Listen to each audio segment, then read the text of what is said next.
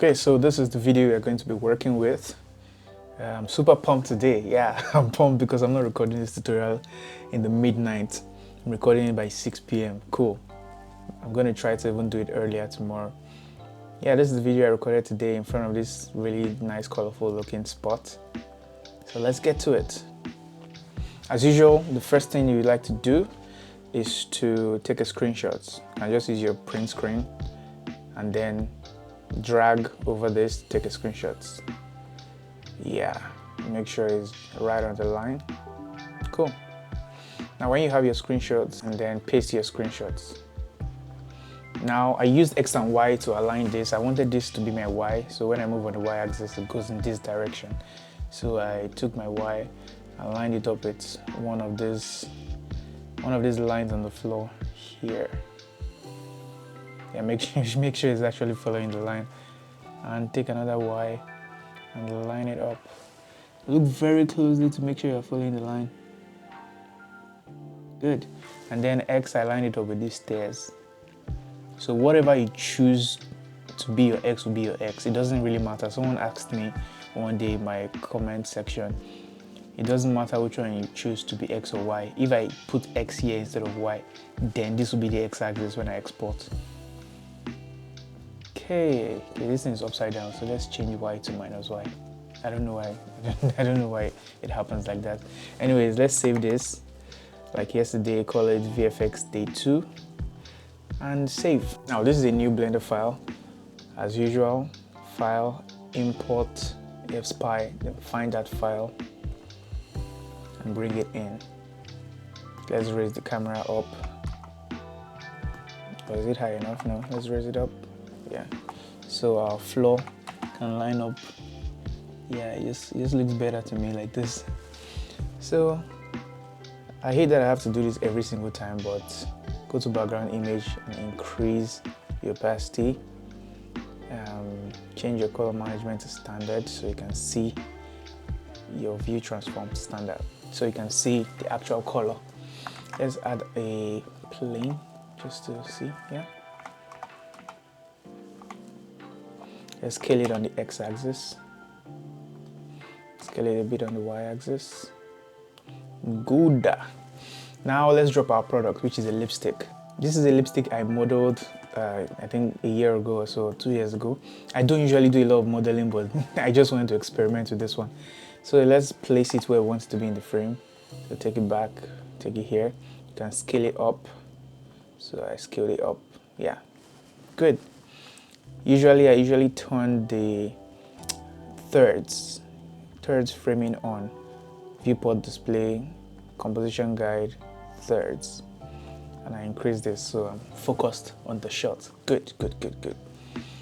Now let's go into rendered view just to make sure everything looks right. Change to cycles. I think I should skip all this all this part, or should I do it in every single tutorial? You guys tell me. So go into cycles and put a light environment texture. Open. So instead of using urban streets today, for some reason I think this Canary Wharf looks a lot better. Not really a lot better, it's just mildly, they're very similar. I think I just picked this one, it looks softer.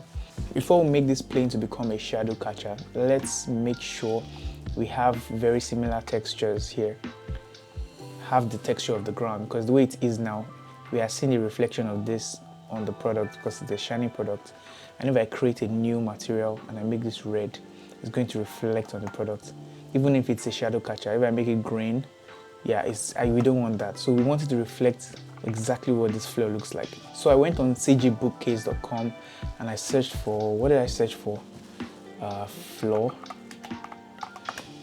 I just found something that looks very similar to the one in there. Nope. How did I find this thing? I can't remember what I typed. Concrete? No. Pavings. Oh yeah, this is it. Pavings, yeah. Yes. So I selected, not this one, yeah. You see, it looks very similar to the actual pavings used here. They are rectangular and they are stuck side by side. Good. Very similar. They're not exactly the same, They're not exactly the same, but yeah, pretty close. That's what we need. So download a 1K version because you're not showing it. It's not the point of focus. So when you have it, make sure you have Node Wrangler add-on enabled. If you don't have that, go to Edit, Preferences, and add-ons and search for Wrangler. So you get it. So click on the principal BSDF. Got it this time. And hit Ctrl-Shift-T. Then find your materials you just downloaded and click Principal Texture. Yeah.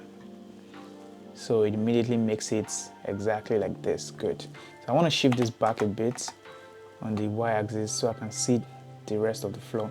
Now I want to mess with this mapping node here to make sure they really align. So increase the scale to 5. I tested it out and realized 5 is really close. So this is something I learned literally today. To be able to, I didn't know this. How did I know this for all these years? To be able to change all this at the same time, you just click and drag down. So click and drag. I was trying to figure this thing out for a while. So click and drag and type 5. Yeah, you see that they are very similar. Then change the Z rotation to 90. But you can still mess with it till it lines up perfect. Yeah, I think it lines up. Move this G. Let's scale this down a bit. Just try to make it line up here. And GY. Great. So yeah, it lines up pretty good because you want to see the reflection of this on the actual product. Now that we have that, we can now make this a shadow catcher.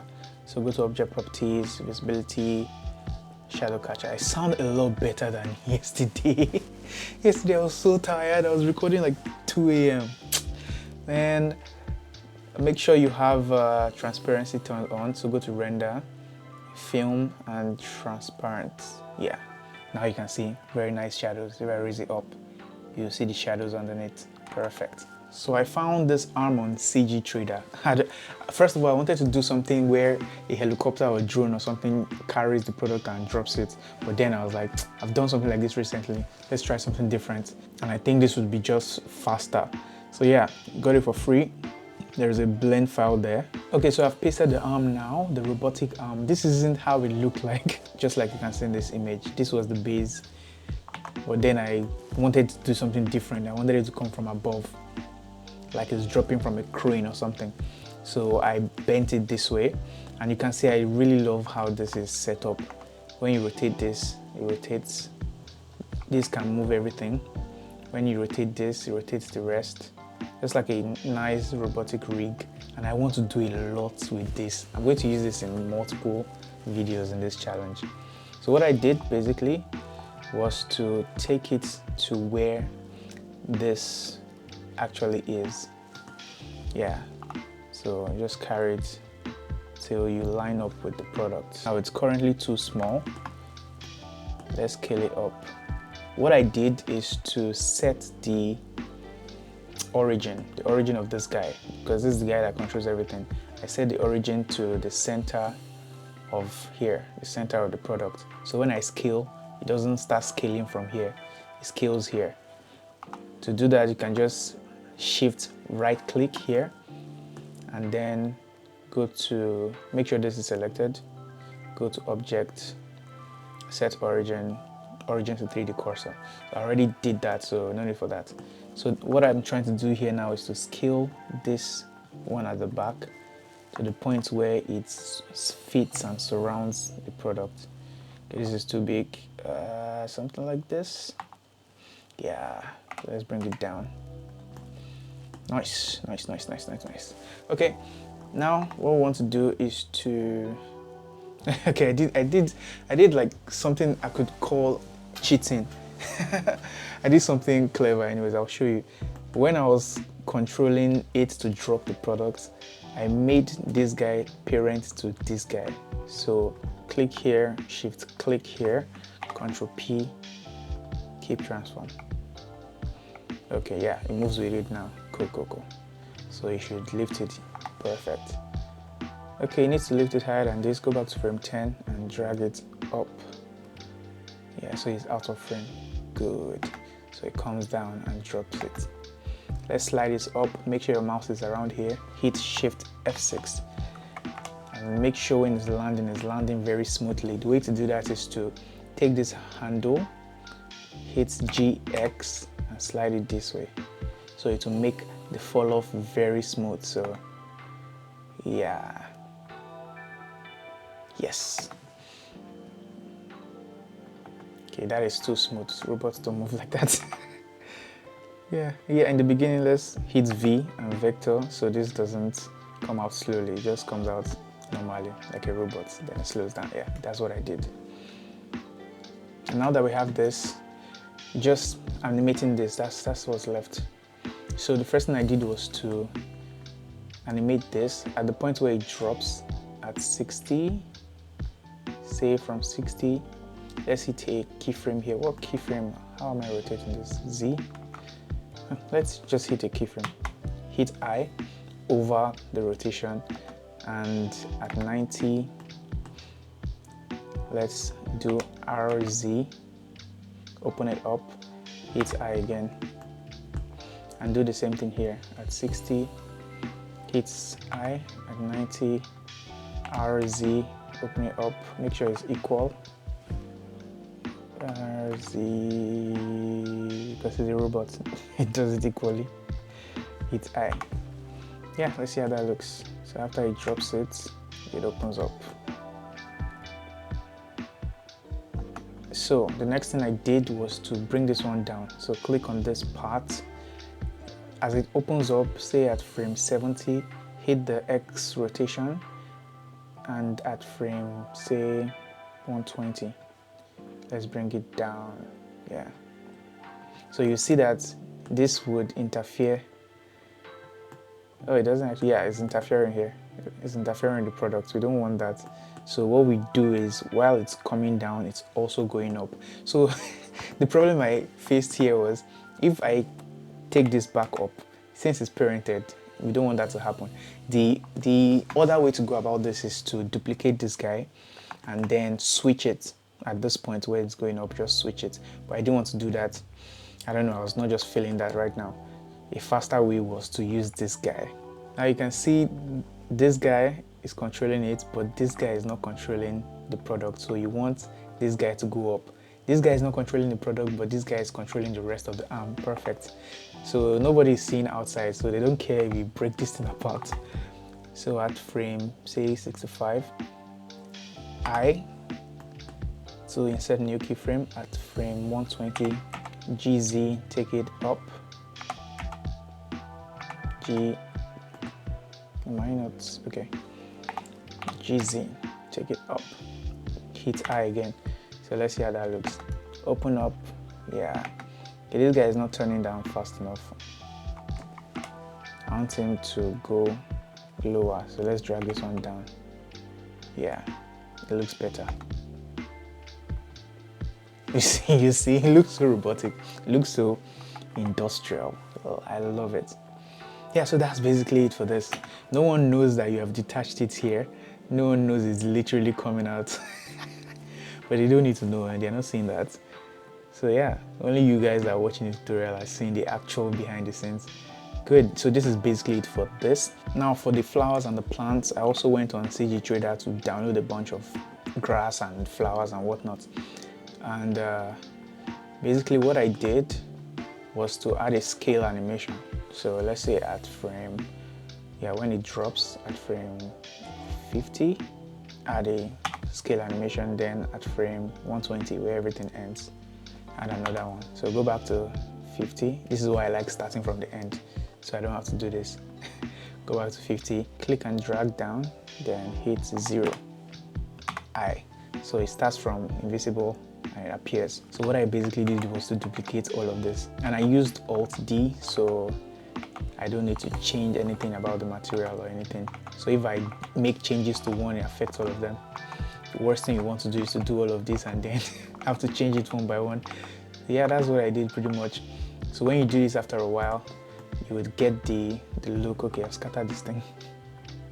If you do this after a while, you get that look. Just surround the entire frame, the entire product, I mean. Surround it with it. It gives that foreground look, that foreground vibe. Take all these guys. Where did I go and put this thing now? take it around here. Yeah.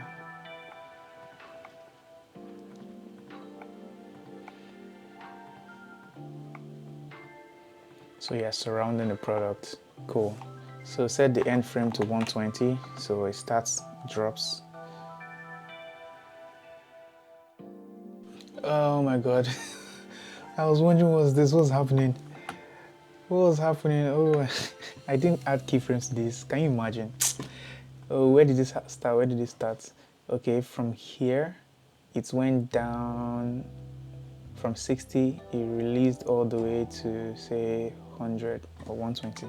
I didn't add keyframes. So at 120, let's add rotation keyframe, and at 60, let's rotate it on the x-axis. Yeah, and add another keyframe. Can you imagine? Okay. Okay, now it works. So this is basically the premise. Let's look at it in rendered view. Look at how detailed this robot looks. And I love that it's yellow, so it grabs your attention. Nice. So that's basically it, guys. That was it for today. I tried to make it simple but still fun, and I'm going to keep it on this level while trying to add more and more things. For example, I have this robot now and I have this grass now. So if I'm doing something in the future and I need a robot arm, I could incorporate it. So I'm just going to develop on all these concepts and make cooler ideas. So yeah, hope you enjoyed it. See you in the next one.